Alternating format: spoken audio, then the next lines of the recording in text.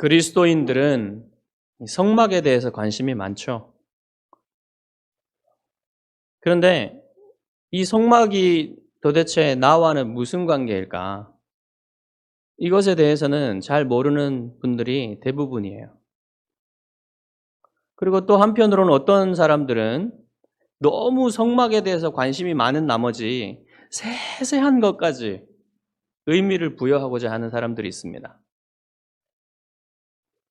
그래서 오늘 우리는 이 성막에 대해서 전체적으로 이 성막이 성경에서 무엇을 계시하고 있는지, 우리와 무슨 관계가 있는지 이런 것들을 살펴보고자 해요. 성막이 뭐 하는 곳이냐, 성막이 무엇이냐에 대해서는 좀 전에 지난주에 우리가 봤던 25장 8절에 말하고 있습니다. 뭐라고 합니까? 성막은 여호와께서 이스라엘 중에 거할 성소라 그러죠. 이스라엘 가운데 사시는 거룩한 장소가 성막입니다. 그러니까 성막이 하나님이 거하는 곳이라 그랬죠? 그러면 이때까지 하나님이 어디에도 거하지 않았습니까?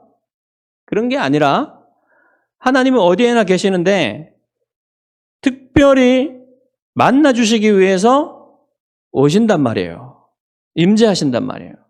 그런 곳이 지난 이스라엘의 역사 이전에 보시면 조상들에게서는 어떻게 만나주셨습니까? 어떤 특별한 장소에서 또는 제단을 쌓아서 그 제단들에서 하나님께 예배하고 그곳에서 하나님이 만나주셨죠. 그런데 이제 성막은 이 모든 제단들을 대체하는 거예요. 그래서 영구적으로 하나님이 계속해서 언제나 백성들을 만나주시는 장소가 되게 하시는 거예요. 그런 곳이 성막입니다. 이것이 여러분 구원의 목적이에요. 이스라엘 백성을 하나님이 애굽에서 끌어내셨잖아요. 애굽에서 구원해내셨잖아요. 그리고 광야를 지나게 하시고 이제 시내산에 가셔서 시내산에서 하나님의 법을 주시고 그리고는 이 언약의 말씀대로 이 언약의 법대로 이 약속대로 우리가 언약을 맺자 해가지고 언약을 체결했죠. 자, 이제 언약을 체결했으니까 하나님이 그들의 왕이 되고 그들은 하나님의 백성이 되어서 이제 하나님이 그들 가운데에 왕으로서 함께 사시겠다 이겁니다. 그 함께 사실 장소가 그 하나님의 집이 성소라는 거예요. 성막이라는 거예요. 그런 얘기를 하고 계세요, 지금.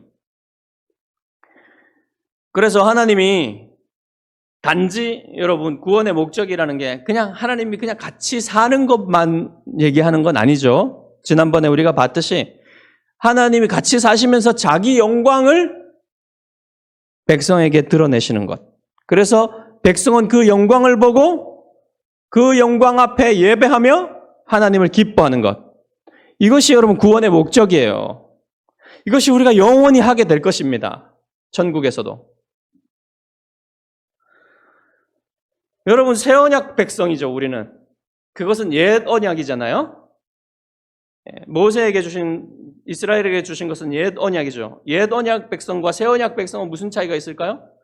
새 언약 백성인 우리에게도 하나님이 지금 오셔서 우리와 함께 하시는 겁니다. 어떻게 해요? 우리의 몸을 성전 삼으시고 우리 자신을 성전 삼으시고 성령께서 우리에게 오셔서 우리 안에 거하시는 겁니다. 항상 떠나지 아니하시고 우리 안에 거하시는 것을 내주하신다 그러죠. 내주하시는 성령께서 우리의 몸을 성전 삼으시고 우리와 함께 하시는 것이 그것이 새 언약 시대의 변화된 점이에요. 그뿐만 아니라 여러분 주님의 몸된 교회라 그러죠.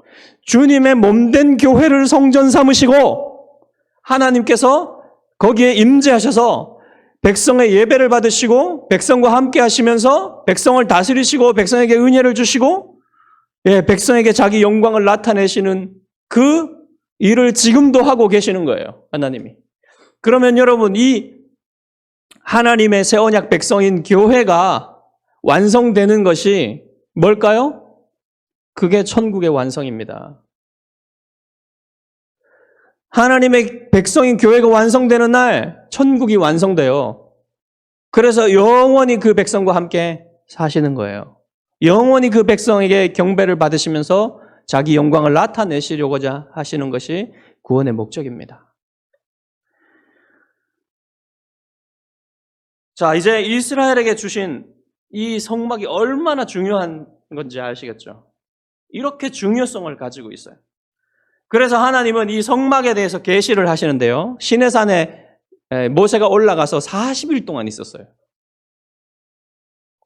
하루면 되는, 몇 시간이면 되는, 여기 있는 내용 자체는요, 그렇죠. 여러분, 1시간만 얘기해주면 되는 거잖아요. 근데 40일 동안 모세에게 이것을 계시하시고, 이것을 가르치시는, 그게 얼마나 중요하면 40일 동안이나 필요했겠습니까? 그렇게 40일 동안 모세에게 시내산 위에서 계시를 하신 거예요. 가르쳐 주신 거예요. 이 성막에 관한 것과 제사장에 관한 것들을. 그리고 이제 모세가 내려와야 했습니다. 이제 내려와야 되는데 내려와서 이 성막을 짓고 제사장 제도를 세워야 됐습니다. 자, 그런데 어떻게 됐습니까? 금송아지 사건이 일어나죠. 그 32장에서 금송아지 사건이 일어나기 때문에 그 금송아지 사건에 대한 처리를 하는 것 때문에 이게 원래는 그 금송아지 사건이 없으면 출애굽기가요 여기서부터 끝까지 그냥 다 성막과 제사장으로 다 채워집니다. 그런데 이게 모세가 이 성막과 제사장에 관한 하나님의 계시를 받은 후에 바로 성막과 제사장 제도를 세우는 것과 이렇게 차이가 나게 됐어요. 떨어져 있어요. 여러분 출애굽기를 읽어 가시다 보면 갑자기 이게 금송아지 사건이 일어나면서 그래서 이렇게 출애굽기가 구성된 겁니다. 자, 그런데 이제 우리가 지난주에 성막을 짓기 위해서 예물을 가져오라는 명령을 들었죠. 오늘 본문은 이제 성막 자체에 대해서 하나님이 계시하신 것이 어떤 것인지를 이렇게 말해주는 게 시작됩니다. 자, 가장 먼저 성막에 대해서 가장 먼저 얘기한 것이 무엇입니까? 언약궤죠. 언약궤. 오늘 우리가 살펴보고자 하는 것. 언약궤를 가장 먼저 말씀하셨다는 것은 성막 가운데 가장 중요한 게 뭐라는 것을 말씀하시는 거예요? 언약궤가 가장 중요하다는 것을 말씀하시는 거죠. 성막 전체가 다 중요하지만 여러분 성막 가운데 가장 중요한 것이 언약궤라는 것입니다. 그리고 이 언약궤가 중요하다는 것은 여러분 이 언약궤의 위치를 보시면 알 수가 있어요. 이 언약궤가 어디에 위치해 있습니까? 오직 지성소에 있는 것은 언약궤밖에 없어요. 다른 성물들은 아무것도 없어요. 언약궤만 거기에 있습니다. 그래서 여러분 지성소가 지성소인 것은 거기에 언약궤가 있기 때문에 지성소라고 말할 수 있어요.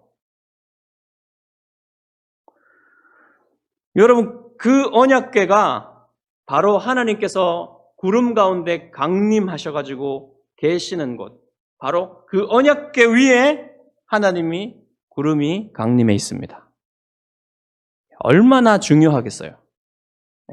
바로 성막 전체가 아닌 하나님의 구름이, 영광의 구름이 언약궤 위에 내려져 있는 겁니다. 강림해 있는 것입니다.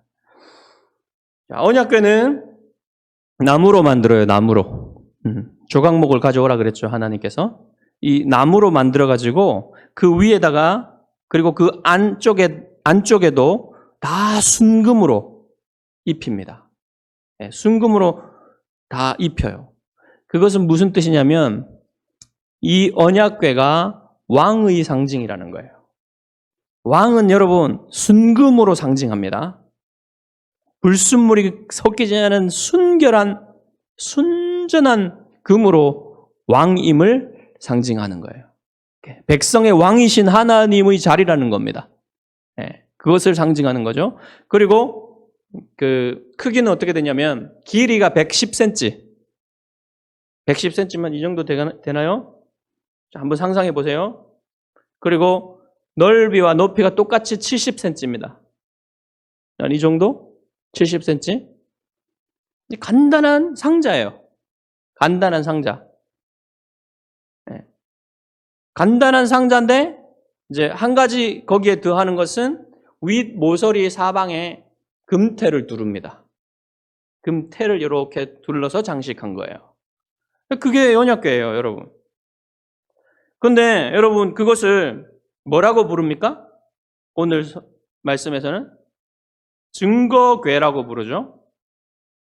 증거궤, 왜 증거궤일까요? 그것이 언약을 맺는 것을 증거하기 때문에 거기에 증거의 두 돌판이 들어가 있기 때문에 그것을 증거궤라고 합니다. 그리고 이것을 또 법궤라고도 해요. 십계명이 법이잖아요. 그래서 법궤라고도 부릅니다. 상자 자체는 여러분 매우 단순한 형태죠.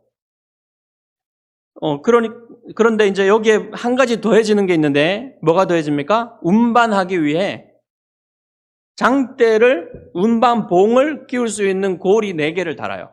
금으로 만들어가지고. 그게 다예요, 여러분. 그게 다는 아니지만 그게 상자의 모양이에요. 그런데 여러분 이 장대를 끼워가지고 항상 빼내지 말라 그러죠. 왜 그런가요?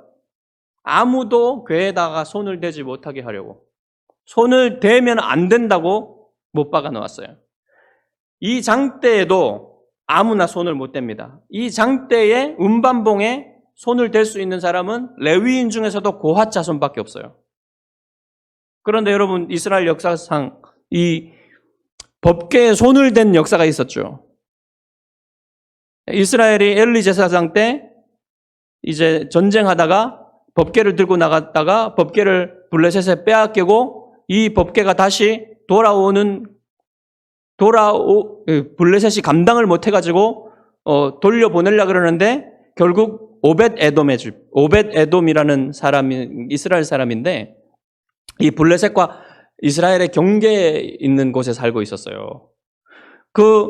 그곳에 오벳에돔이 살고 있었던 그곳에 오랫동안 법궤가 안치되어 있었는데 여기에 있었던 것을 다윗이 이제 예루살렘으로 가지고 가고자 했죠.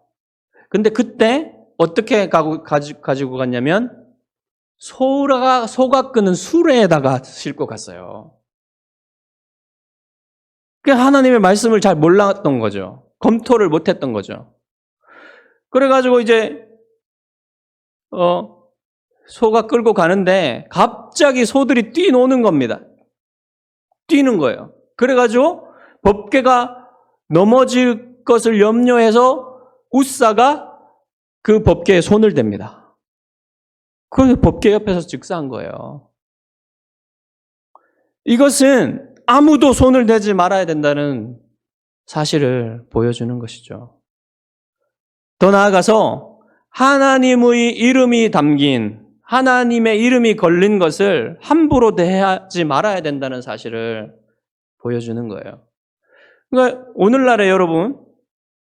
오늘날에는 어떻게 바뀌었습니까? 이 모든 모형들이 이제 원형이신 예수 그리스도의 중보하심으로 다 없어졌어요, 모형들은. 법궤 같은 거, 성막 같은 거 없어요. 그러니까 거기에 손도 댈 수 없겠죠. 하지만 여러분, 여전히 하나님의 이름이 걸린 것들은 다 거룩하여서 그것을 함부로 대해서는 안 된다는 사실을 여러분 아셔야 됩니다. 하나도 변한 게 없어요. 하나님의 거룩하심에 대해서는. 하나님의 이름에 대해서 여러분 우리가 함부로 말하면 안 됩니다. 하나님의 예배, 함부로 해서는 안 됩니다. 하나님의 교회는 이단이 있어가지고 좀 말하기 부담스러운데 하나님의 교회죠. 하나님의 복음, 하나님의 말씀, 무엇이든지 함부로 대해서는 안 돼요. 아주 거룩한 하나님의 이름을 담은 모든 것이 거룩하기 때문에 우리가 함부로 대해서는 안 된다는 사실을 여러분 여기서 말하고 있는 겁니다. 그 중에 여러분의 몸도 포함돼요. 여러분의 몸도 함부로 대해서는 안 돼요. 왜요? 고린도전서 6장 19절에서 바울이 너희 몸은 너희가 하나님께로부터 받은 바 너희 가운데 계신 성령의 전인 줄을 알지 못하느냐. 너희는 너희 자신의 것이 아니라 성령의 전이기 때문에 몸이 성령의 전이기 때문에 함부로 대해서는 안 된단 말입니다. 이 몸을 어떻게 쓰라고 합니까? 하나님의 영광을 위해서 쓰라고 하죠. 여러분 정신만 내 영혼만 잘 다루면 되는 게 아니에요. 몸도 하나님의 영광을 위해서 거룩하게 다뤄야 된다는 겁니다. 자, 언약궤에 있어서 10계명의 두 돌판이 중요하겠죠? 그렇죠? 근데 그만큼 더 중요한 게 하나가 더 있습니다. 그것은 언약궤의 덮개예요. 제가 덮개를 일부러 말하지 않았습니다. 이 덮개가 정말로 중요합니다. 언약궤의 덮개가 뭐라고 불립니까, 여러분? 속죄소라 불리죠. 속죄소라고 불리기도 하고 시은좌라고 불리기도 합니다. 간단해요. 이 덮개의 구조도 간단해요, 여러분. 똑같은 크기겠죠? 이 덮개에 근데 뭐가 있냐면 덮개하고 붙어서 덮개 위에다가 두 개의 그룹을 만들려고 그래요. 이 그룹은 어떤 거냐면 여기서는 이제 분명히 나오지 않습니다. 자, 이 그룹이 이렇게 두 개의 그룹이 마주보게 해가지고 날개를 높이 펴서 속죄소를 덮게 하고는 그 머리는 아래로 향하고 속죄소를 보게 하고요. 이렇게 있는 형상으로 두 개의 그룹을 만들려고 그래요. 요게 여러분 이 언약궤의 덮개입니다. 이게 굉장히 중요해요. 만약에 여러분 언약궤에 10계명의 두 돌판만 들어있으면 이 언약궤가 심판의 상징이 될 수도 있습니다. 그런데 이 언약궤에는 10계명 둘 돌판만 있는 게 아니라 언약궤의 덮개가 있어서 그것이 속죄소라고 불리면서 여기에 하나님의 무조건적인 은혜가 게시되어 있어요. 하나님의 무조건적인 은혜가 게시되어 있습니다. 그래서 여기에 여러분 복음이 들어가 있는 것이죠. 자, 이제 그 하나님의 무조건적인 은혜가 게시되어 있는 것이 어떻게 게시되어 있는지를 우리가 구체적으로 한번 살펴보겠는데요. 중요한 본문이기 때문에 우리가 다시 한번 읽어보겠습니다. 17절부터 22절까지 17절부터 22절까지 교독을 하겠습니다. 순금으로 속죄소를 만들되 길이는 2규빗 반, 너비는 1규빗 반이 되게 하고 한 그룹은 이 끝에 또 한 그룹은 저 끝에 곧 속죄소 두 끝에 속죄소와 한 덩이로 연결할지며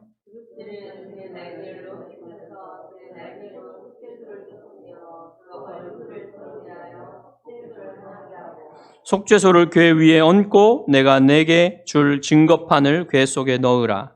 거기서 내가 너와 만나고 속죄소 위 곧 증거궤 위에 있는 두 그룹 사이에서 내가 이스라엘 자손을 위하여 내게 명령할 모든 일을 내게 이르리라. 아멘. 자, 여러분 잘 들으십시오. 이 성막 전체가 하나님의 보여주시고자 하시는 영적인 실제를 우리에게 이해시키기 위해서 하나님이 고안하신 모형이에요. 천상의 영적 실제를 우리에게 보여주시면서 이해시키려고 하나님이 이렇게 고안을 하셔가지고 우리에게 보여주신 모형입니다. 그래서 이것을 이해하게 되면 여러분 영적인 실제를 이해하게 되는 거예요. 성막 전체가 이 영적 실체의 모형입니다. 그 성막 전체 중에서도 이 언약궤가 가장 중요해요. 그래서 언약궤를 처음 얘기하는 거죠. 그 언약궤 중에서도 속죄소가 가장 중요합니다. 여러분, 이것을 이해하시기 위해서, 이제 이 영적 실체를 이해하시기 위해서 처음에 뭐를 봐야 되냐면 그룹이 뭔지를 여러분 알아야 됩니다. 속죄소 위에 그룹이 새겨져 있죠. 이 그룹이 무엇인지를 먼저 알아야 되는데, 여러분, 그룹은 구약 성경에 굉장히 많이 나와요. 여러분 아셨습니까? 구약 성경에 거의 100번 정도 언급됩니다. 그리고 여러분 처음 그룹을 만나는 데가 어디예요? 창세기 3장이죠. 어디에서요? 아담과 하와를 쫓아내시잖아요. 에덴 동산에서. 그리고 거기에 그룹으로 지키게 하십니다. 왜 그룹으로 지키게 하실까요? 여러분, 에덴 동산은 성전 동산이라 그랬죠. 하나님이 임재하셔서 그곳에서 예배를 받으시는 성전 동산이라 그랬어요. 그 성전 동산을 그곳이 하나님의 임재해 계시는 곳이기 때문에 그곳을 지키고 있는 겁니다. 다시 말하면 여러분, 그룹은 왕궁을 지키는 존재예요. 왕이신, 우주의 왕이신 하나님의 왕궁을 지키는 존재입니다. 그러니까 가디언이에요, 가디언. 여러분 요즘에 가디언즈 오브 갤럭시 3가 이제 개봉해가지고 인기가 많은데, 이거는 가디언즈 오브 가즈 템플, 가디언즈 오브 가즈 팰리스, 하나님의 왕궁, 하나님의 성전을 지키는 왕궁 근위대, 그런 존재인 것이에요. 그것을 나타내고 있는 겁니다. 이 그룹이 특별히 어디에서 발견되느냐? 여러분, 하나님의 보좌 아래에서 발견됩니다. 하나님의 보좌 아래. 지난번에 우리가 그 에스겔서에서 이것을 한번 다뤘죠? 자, 에스겔이 여러분 환상을 보는데요. 에스겔이 환상을 본 곳이 어디냐면 바벨론에 붙잡혀 갔을 때 바벨론에 있는 그발 강가에서 환상을 봅니다. 그발 강가에서 본 환상 전체가 1장이에요. 1장. 에스겔 1장. 그게 다 에스겔 1장이 그 환상으로 기록되어 있습니다. 거기에 뭐라고 얘기했는지를 보면 이제 좀 우리가 그룹에 대해서 이해할 수가 있는데, 거기에서 몇 구절만 읽어보겠습니다. 그 사방 날개 밑에는 각각 사람의 손이 있더라. 그 네 생물의 얼굴과 날개가 이러하니 날개는 다 서로 연하였으며 붙어 있었으며 갈 때에는 돌이키지 아니하고 일제히 앞으로 곧게 행하며 그 얼굴들의 모양은 넷의 앞은 사람의 얼굴이요, 넷의 오른쪽은 사자의 얼굴이요, 넷의 왼쪽은 소의 얼굴이요, 넷의 뒤는 독수리의 얼굴이니. 무슨 말입니까, 여러분? 아주 위대한 어떤 존재를 말하는 것 같아요. 여러분, 인간, 사자, 소, 독수리는 다 각 영역에서 가장 뛰어난 존재들입니다. 여러분, 인간은 창조의 절정이죠? 그리고 사자는 정글의 왕이에요. 소는 가축의 왕입니다. 독수리는 공중의 왕이죠. 이것은 이 존재가, 이 내 생물이라는 존재가 아주 위대한 어떤 존재라는 것을 말해주고 있는 것입니다. 그리고 그들이 무엇을 하고 있습니까? 그것은 에스겔이 지난주에 우리가 얘기했죠. 에스겔이 보았던 그 천상의 환상 가운데 그 그룹의 위에 이 네 생물이 그룹이에요. 10장 20절에 가면, 에스겔 10장 20절에 가보면 에스겔이 이 네 생물이 그룹임을 깨달았다고 얘기해요. 이 네 생물의 위에 뭐가 있었다 그래요? 궁창이 있고 그 궁창 저 위에 하나님의 보좌가 있는 것을 보았다 그랬어요. 그러면 이 네 생물은, 이 그룹들은 무엇을 하고 있는 겁니까? 하나님의 보좌 아래에서 섬기고 있는 거예요. 특별히 무엇을 하고 있는 겁니까? 그 보좌 아래에서 하나님께 경배하고 있는 겁니다.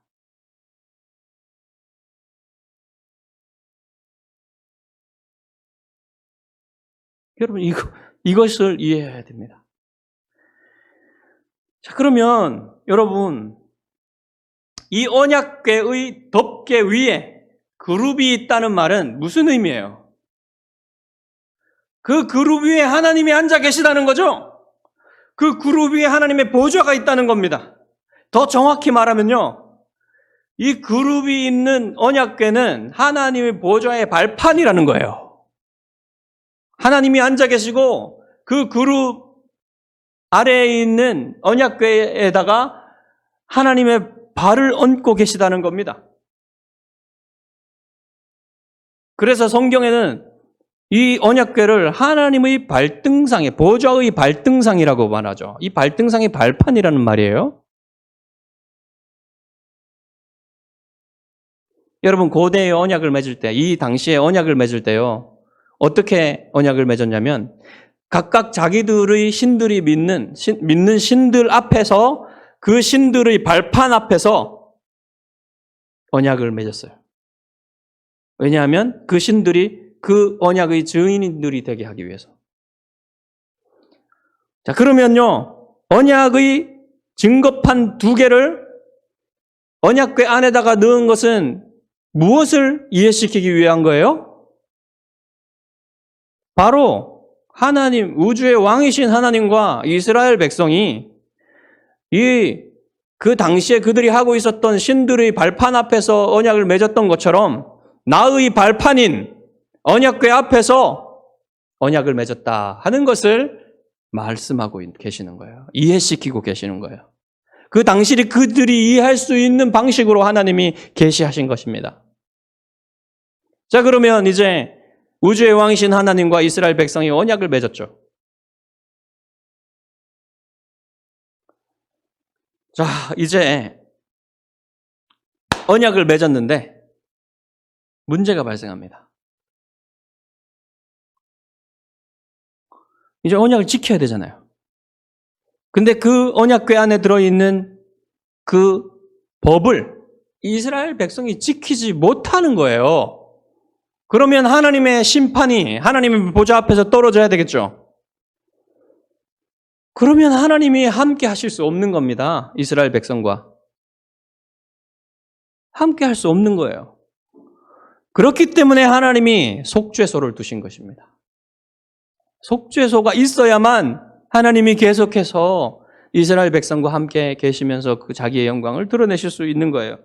여러분, 속죄소에는 아무것도 없어요. 속죄소 위에 뭐가 아무것도 없죠? 그룹만 있고. 그것은 무슨 말입니까? 당시의 사람들이 신상들을 새겼지만 하나님은 보이지 않는 하나님이시고, 보이지 않지만 그룹이 존재한다는 것은 바로 그곳이 하나님의 보좌 아래이다라는 것을 나타내는 거예요. 그리고 하나님의 발등상이라는 것을 나타내는 겁니다. 그래서 하나님이 그 속죄소 위에 하나님이 계시다라는 것이 보여지는 것이고요. 그 속죄소 위에서 어떤 일이 일어나는가가 중요한 거예요. 여러분, 그곳이 속죄소니까 그 위에 하나님이 앉아 계시고 그룹들은 이렇게 머리를 아래로 속죄소를 내려다보고 있지 않아요? 그게 뭐냐면 경외감으로 경배하고 있는 겁니다. 거기에서 무슨 일이 일어납니까? 1년에 한 번 대속죄일에 대제사장들이 대제사장만 혼자 1년에 한 번씩 지성소 안에 들어가서 자기와 자기 가족과 백성을 위한 희생 제물의 피를 뿌려요. 속죄소 위에다가. 그러면 그곳을 무엇이라고 부르냐면 시은좌라고 부릅니다. 은혜가 베풀어지는 자리란 뜻이에요. 시은좌는. 은혜가 베풀어지는 자리. 피를 뿌렸을 때 비로소 그것이 시은좌가 되는 겁니다. 여러분, 그래서 이 언약궤에서 은혜와 진리가 만나는 겁니다. 언약궤 안에 있는 그 법이 진리인데 그 법만을 가지고 판단한다면 살 수가 없어요. 심판입니다. 그러나 속죄소의 은혜가 베풀어지는 겁니다. 여러분, 예수 그리스도를 부를 때 우리가 무엇라고 부르죠? 은혜와 진리가 충만하신 분이시라 그러죠. 은혜와 진리가 충만하신 예수 그리스도를 드러내는 계시예요. 이것이. 예수 그리스도께서 십자가에서 흘리신 그 피는 무엇을 말하는 겁니까? 예수님 자신이 대제사장이 되어서 예수님 자신이 그 제물이 되어서 제사장이 뿌린 피, 그 피를 자신이 대제사장이 되어서 자신의 피를 뿌려서 백성을 구원하시고 우리를 구원하시고 우리에게 하나님의 은혜가 언제나 내려지고 우리가 하나님의 심판을 벗어나고 언제나 하나님 앞에서 살 수 있도록 그렇게 만드신 분이 은혜와 진리가 충만하신 예수 그리스도라는 사실을 드러내는 것입니다. 여러분, 이것이 언약궤의 복음이에요. 여러분, 저는 여러분이 이 영적 실체를 분명하게 인식하고 여러분 영혼에서 이것을 분명하게 믿고 붙들길 바랍니다.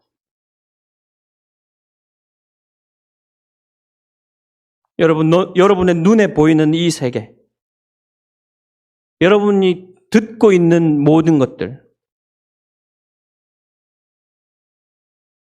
여러분 그런 것들은요, 다 썩어져 없어지고 사라질 것들이에요. 여러분, 그런데 여러분이 눈에 보고 경험하는 것들이 정말로 실제이고 실체라고 생각하잖아요. 그것이 견고한 실체고 변하지 않는 거라고 생각하잖아요. 여러분 주위에 있는 사람들도 그렇고 모든 것이 다 변합니다. 그것은 변하지 않는 실제가 아니에요. 오직 변하지 않는 실제는 무엇입니까? 지금 제가 여러분에게 들려드린 이 복음의 말씀이 영원히 변하지 않을 영적인 실제란 말입니다. 그래서 여러분이 꼭 붙들고 믿고 여러분이 항상 인식하고 꽉 붙들어서 여러분 영혼에 새겨야 할 것들이 무엇이냐면 바로 이 영적인 진리란 말이에요. 그것을 보여주시기 위해서 여러분 하나님이 이토록 노력하고 계시는 것입니다. 저는 여러분이 이 영적인 실체를 분명히 알고 믿고 붙들기를 바랍니다. 여러분이 이것을 붙들어야만 믿어야만 하나님의 자녀가 되는 권세를 얻을 수 있어요. 이것을 믿는 길만이 여러분이 영생을 얻는 길입니다. 다른 길은 없어요.